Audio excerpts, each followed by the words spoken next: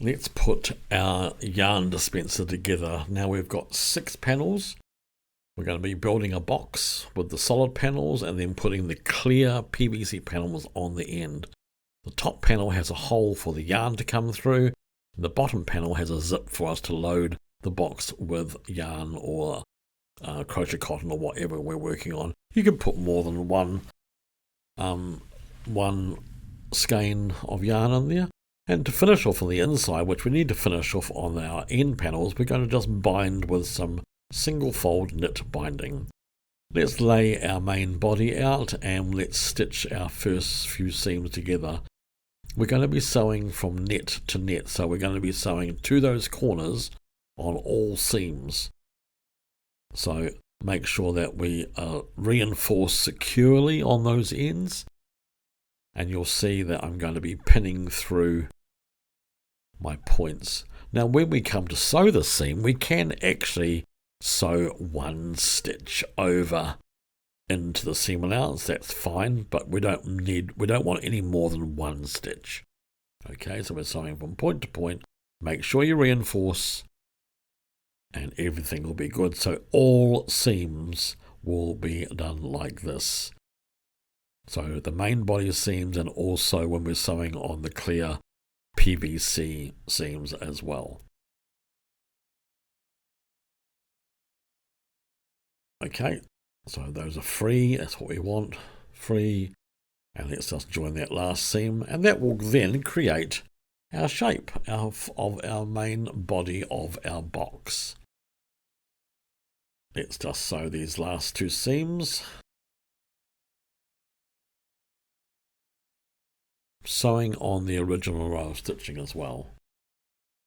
Okay, so that's when that one's done and the other one's done, we will have a completed box. Okay, so that's what we've got, completed box.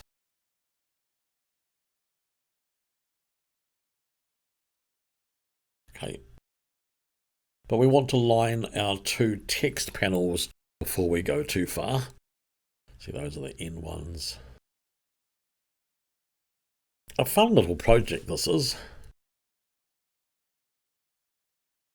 So, adding a piece of lining, we're going to sew it to one seam, then we need to sew it to the other, but we'll be sewing it by wrapping the project up like so as we can actually sew it to the other seam, and then we'll be pulling it through.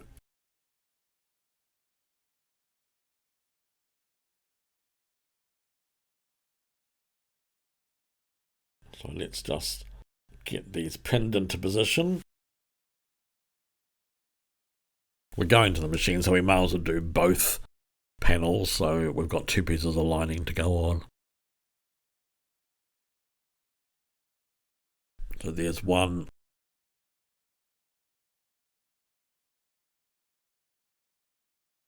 And then we've got one more panel to do as well.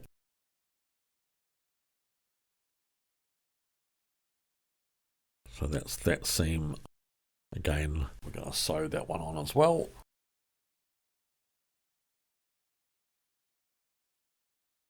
So all the linings will be the same colour on the inside.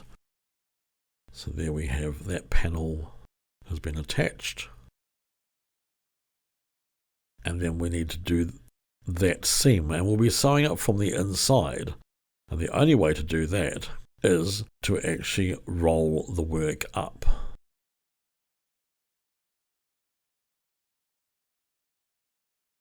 Okay. Then we'll sew that seam. And once that seam is sewn, we'll pull the work through the panel. So we turn it out. So although those 2 seams that we've just sewn will be pointing in one direction, the seams won't be open out, they'll be pointing towards the inside of that text block. Okay, so that's what we've got, and we need to do that for the other side as well. Okay.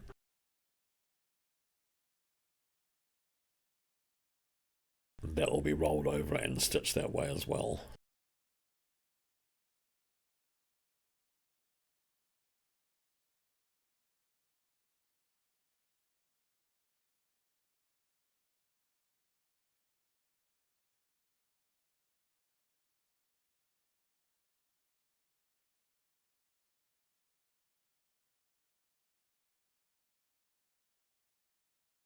following the original row of stitching and also making sure I'm stopping short of the seam allowance. Okay, you can see that there. There's my other stitch there, and we want to be sewing that seam on the inside. So what do? We actually roll it and then stitch that seam.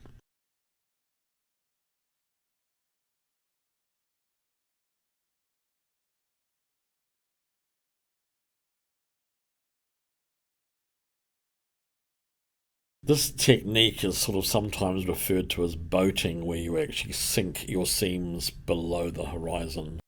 And this is what this is doing, because those seams of that lining piece will be all going in one direction. They'll be pointing to the inside of that panel that has the writing on. So they're all pointing in one direction. And we want it to be continuous in our lining throughout the body. And those seams we've just sewn, the lining will be free from the outside panel. So we want to really just tack those seams into place. So I'm not sure what's happening to the strobe lighting here.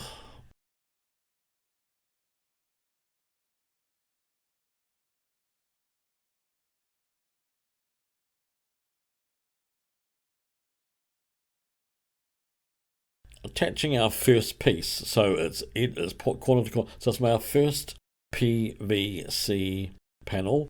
These will be on the ends of the box.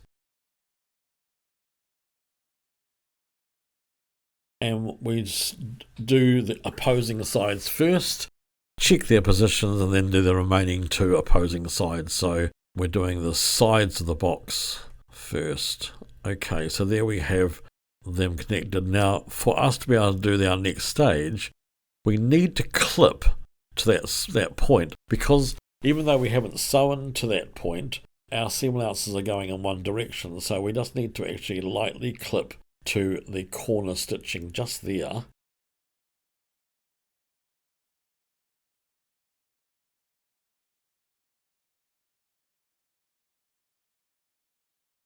Okay, so as it's free, we do that on all corners, and then we go point to point and sew from point to point. Everything should fit. There's no reason this should not fit. Everything has been measured and calculated for these seams to all fit.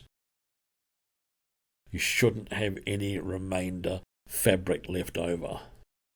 We're sewing just inside the perimeter stitching line, so no stitching is shown on the outside.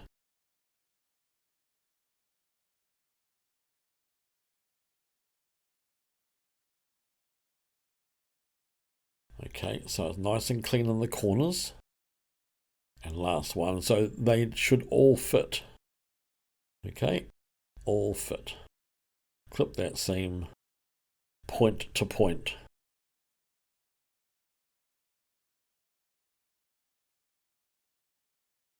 Make sure those seams are sitting on top of each other, those stitching lines, and you'll find that was all sitting nice and cleanly. No pleats in the corners. Let's just check the outside.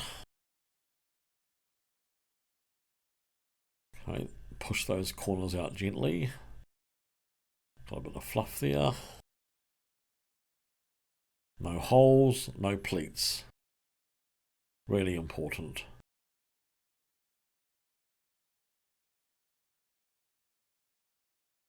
There we go. So turn that back through on itself. And do the last section.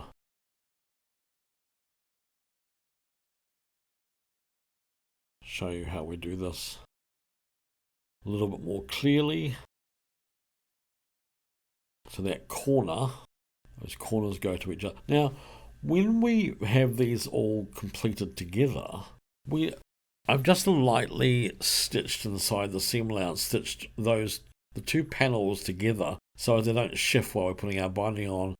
So I've just been a press a foot width out from the original row of stitching.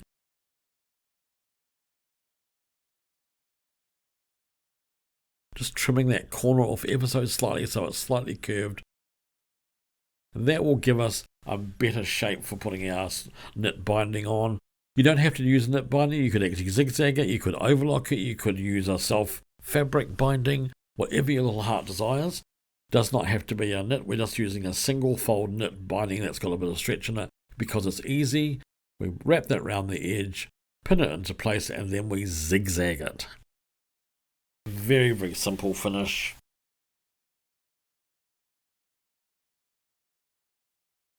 We just want the seam protected and to be smooth. There we go, you can see that I've zigzagged it on. It's not a fashion statement seam, but it does the job. Curved edge, curved corners, so that once you've completed one, do the other. And there we have it finished. Grab your corner and pull it through. You might have some threads caught in some of the seams, just there might be a few random threads, just need to give it a little bit of a haircut. Give it a very light press. Beware that you have got PVC in this project, unless you're using mesh or something else. But just beware and push it out firmly but gently.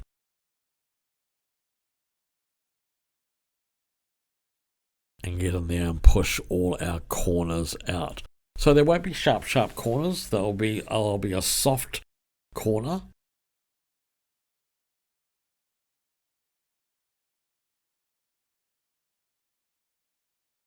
But with the binding on it, those corners push out quite easily.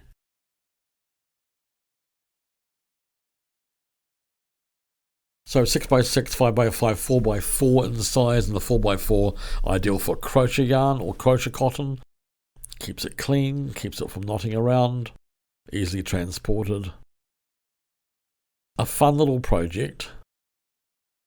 See, there's some random little threads there which we need to cut off. Our zip puller just goes under that little loop that we've put on, which is optional, of course. Just try and get rid of some of those little straggling hairs.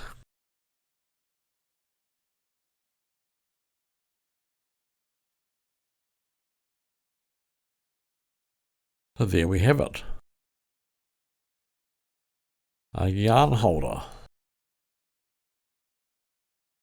Hope you enjoy it.